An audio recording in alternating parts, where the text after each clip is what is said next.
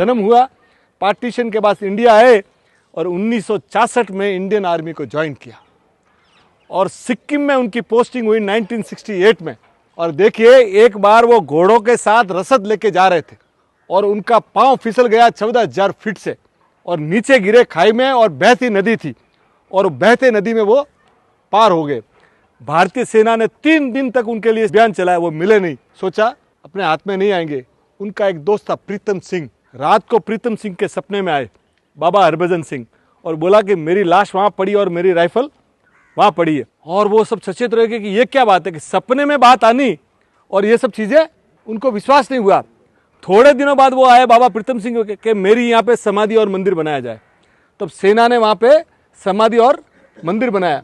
मंदिर बनाया तो देखते क्या है कि लोग वहाँ जो पानी लेके जाते थे ना, वो 21 दिन तक पीते थे, उसके बाद स्वस्थ हो गए।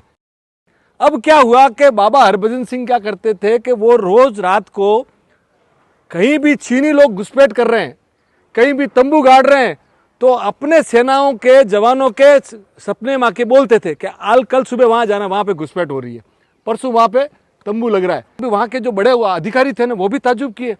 तब बोला कि भाई इनको ये समझिए कि ये ड्यूटी पे है। तो उनको शहीद होने के बाद वो पहले व्यक्ति है जिनका प्रमोशन जारी रखा, यानी ही वॉज ऑन टेक।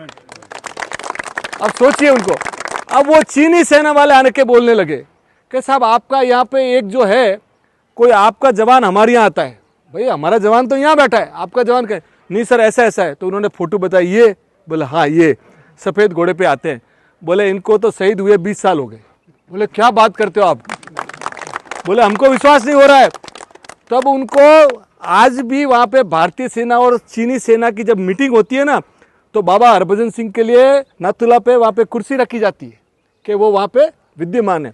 और उनके मंदिर में बाकायदा एक रूम बनाया गया और 3 जवानों की पोस्टिंग की गई है। उनके कपड़े रोज इस्त्री होते हैं, रोज बूट उनके रखे जाते हैं और सुबह जब देखते हैं तो बूट कीचड़ से सने हुए होते हैं।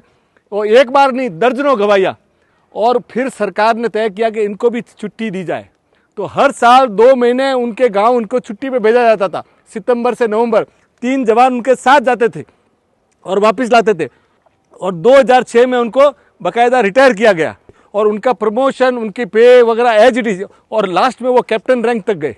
और उनकी आप बात समझिए, लोग बोलते हैं कि आज भी वो नाथुला दर्रा और वहाँ तक का जो हिस्सा है ना, वहाँ पे बाबा हरभजन सिंह की रखवाली है। तो ऐसे हमारे बाबा हरभजन सिंह